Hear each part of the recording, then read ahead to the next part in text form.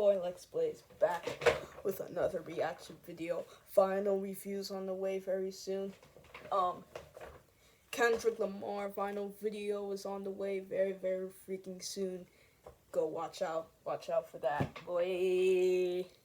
Okay, so let's get into this video. So remember Def Glue Bum, the native tongue video that was by Def Glue Bum. So we're gonna react to another Def Glue Bum video because his videos are not that long, like Cloud Catton's video. I don't know how to spell his name, but I gotta finish this video very fast, very quickly. Probably trim it up a little bit after I get back home from my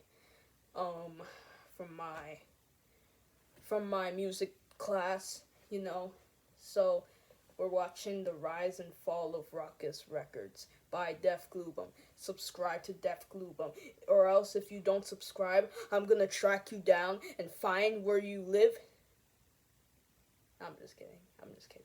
But let's get into the video very quickly because it's 4:07 and I had to get dressed at like 5:30 probably. I don't know. I'm gonna have to ask my dad for that. But let's get into the video very quickly. All right. Yeah, I think that's good.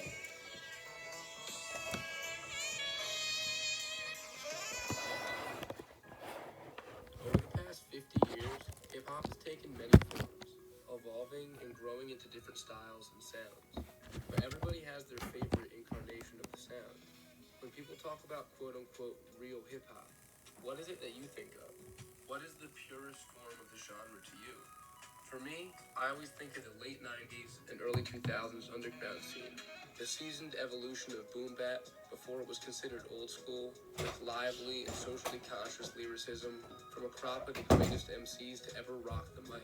During that era, Rawkus Records put together one of the most incredible runs in music history, giving us some of the greatest hip-hop ever recorded. Rawkus remains one of the most important labels in hip-hop, even though they have been defunct longer than they were ever even in business. Starting as a small indie label and growing to become one of the most important labels in their genre, housing some of the best rap artists of all time, including Mos Def, Talib Kweli, Pharoah Monch, Big L, and many more. In the mid-90s, as mainstream hip-hop started to veer more into the territory of shiny suits and champagne, a small record label named Nervous Records struck gold with the releases of Black Moon's Enter the Stage and Smith & Wesson's Da Shinin'. These releases were instant classics and stayed true to hip-hop's roots as an art form from the streets of New York. In 1995, 22-year-old entrepreneurs Jarrett Meyer and Brian Rader created a record label of their own to try and capture some of that same magic from the boot camp clique. The duo were high school friends with James Murdoch, the son of Rupert Murdoch, who was one of the richest and most powerful businessmen in the country. James helped finance and own the label, which was originally named Raw Records, quickly evolving into Rawkus Records. And the duo didn't know it at the time, but they were on the verge of creating history. In the label's first couple of years, they released singles from a little bit of everything, from rock, drum and bass, to electronic, and some hip-hop. But their first big release came in 1997 with Fun Crusher Plus by Company Flow, a trio from Brooklyn featuring Big Just, Mr. Len, and a young LP. Company Flow already had a small but passionate following after the release of their debut EP, which helped bring some fresh ears to the new label. Fun Crusher Plus marked the first of many classic albums from Rawkus. It was raw and abstract, and unlike anything else out at the time. Later that year, the label released their first compilation album, Soundbombing. This album is a legendary and scene-defining project, launching the careers of Mos Def and Talib Kweli, who became two of the most important figures in underground hip-hop. Hosted by DJ Evil D of the Beatminers, this project is built like a mixtape, sticking to the label's underground roots, and strengthening the reputation amongst hip-hop heads everywhere. The album is subtitled The Ultimate Guide to Underground Hip-Hop, and that's exactly what it was, almost like a tour into this upcoming sound and exciting world. The following year, they released their second compilation album, Lyricist Lounge Volume 1. This album was based on the Lyricist Lounge showcases in New York, where young MCs would go to prove themselves on the big stage. This project exemplifies everything that Rawkus was doing right at the time. It was a real scene in New York that they were shining the lights on, helping to bring the sound to a wider audience. This is a double album, with the first disc being hosted by De La Soul and the second disc hosted by Cool Keith, two acts that have been holding the underground down since the late 80s, making them the perfect artists to introduce this immaculate crop of underground icons, both new and old. Some of the many features on here includes Q-Tip, OC, Razkaz, Black Thought, Common, Pharoah Monch, KRS-One, Punchline, Wordsworth, and many more. By this point, Rawkus was on a roll, and they were just getting started. Mos Def and Talib Kweli released their debut collaborative album as Black Star in 1998, quickly becoming not only the faces of Rawkus Records, but also two of the faces of this emerging underground hip-hop scene that was taking the culture by storm.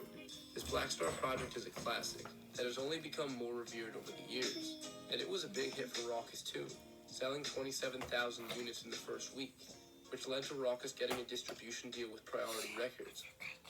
1999 was the biggest year that Rawkus ever had, releasing a handful of dope projects, but most notably Internal Affairs by Pharoah Monch and Black on Both Sides by Mos Def. Both of these albums are certified classics, often getting mentioned as two of the greatest hip-hop albums of all time. This era of Rawkus was so magical. They somehow had the most talented musicians in hip-hop history, all in their prime, and the execs at Rawkus were smart enough to let these musicians cook. All of these early albums feel true to the artists. There was never any attempt to water down their sounds for more radio play. And what they were doing worked. Black on Both Sides was certified gold, and Pharoah Monch's Simon Says was getting licensed to be in big-budget films like Charlie's Angels, which was pretty unheard of for an independent label at the time.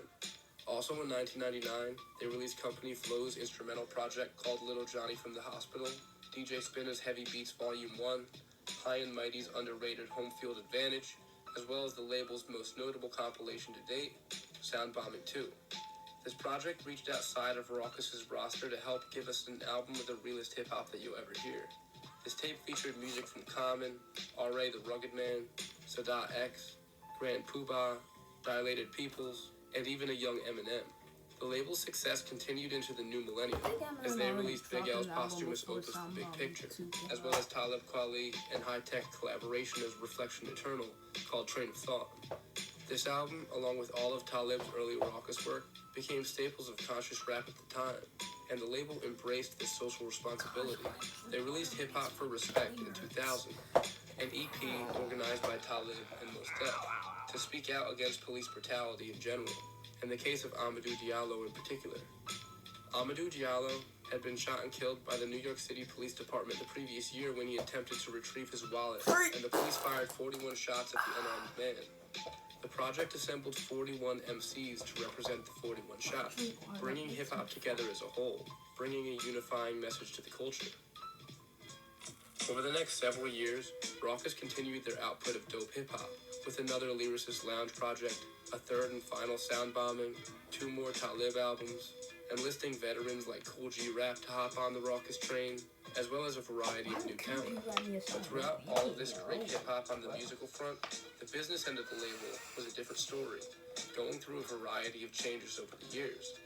In 2002, Rawkus signed a joint venture deal with MCA. Soon after, MCA folded, and Interscope and Geffen bought Rawkus. After the sale of its catalog in 2004, Rawkus split from Geffen.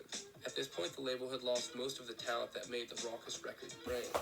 They had management, as well as a film division, with plans to release a movie starring Rosario Dawson called Excite Loves Vida, but it seems like nothing ever came of this.